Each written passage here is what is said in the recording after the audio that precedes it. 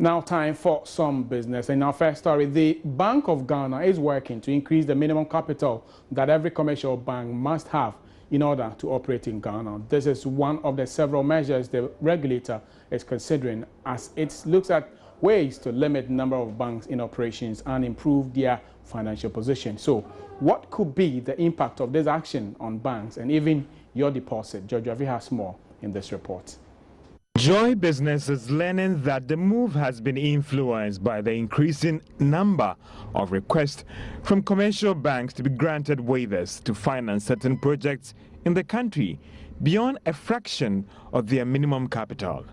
Sources say the regulator is worried about this development and the number of applications at its end from several financial institutions wanting to operate as a commercial bank.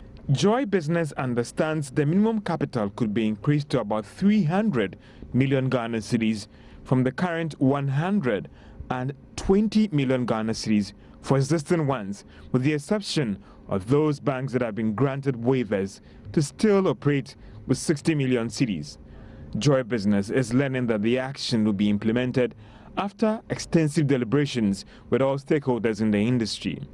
This means that if the Bank of Ghana settles on additional capital raising, it may not come as a surprise to those in the industry.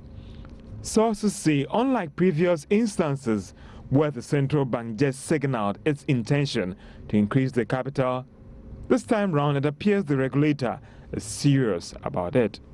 There are currently about 30 commercial banks in the country, with the latest entrant being Sovereign Bank. However, with more applications on Bank of Ghana's table and with some 3 institutions set to attain their full banking license very soon, the number could increase to about 33 before the end of this year. So what will be the implications of well-capitalized banks in the country on the economy and businesses? Well, for some analysts, it could lead to financing of more projects and even bigger ones in the country, especially those in the oil and gas sector.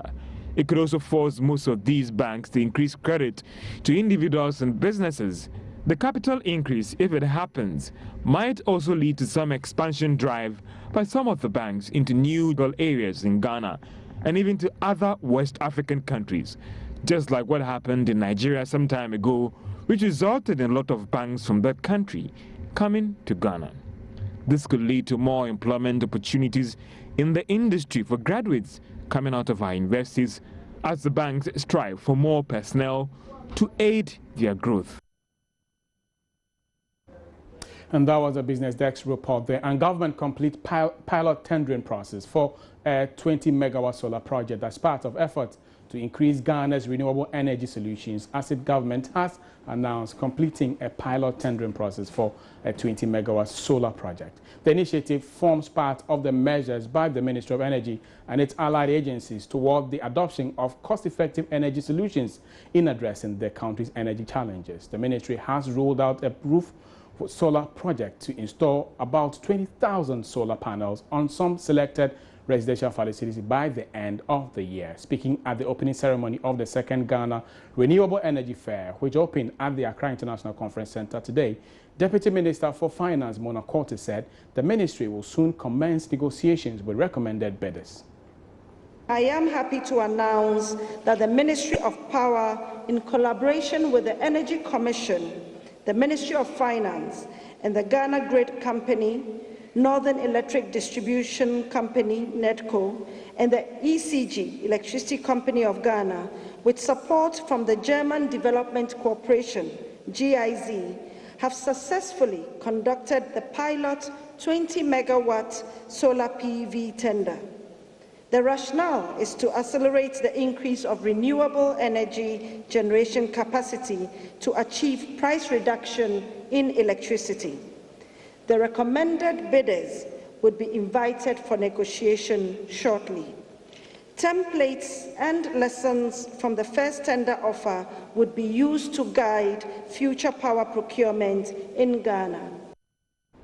So that will be it for business. Coming up next is your sport. But for more business stories, you can also join me between 1:30 on the marketplace. Today we're looking at some controversial issues in there, as Ghana is failing to attract some interested investors from the international capital market. We look at why and what is actually causing these as emerging market attracts, for example, South Africa, Nigeria, and Kenya, all attracting some cheaper capital. Ghana, investors are running away from us. What exactly is causing it? And what is it that we should be doing to attract some of these investors? Plus, we have inflation rate also going down by some 1.7% this month. What exactly is been accounting for that? All these are more on the marketplace at 1 and 1:30. My name is John Kojo Amwako.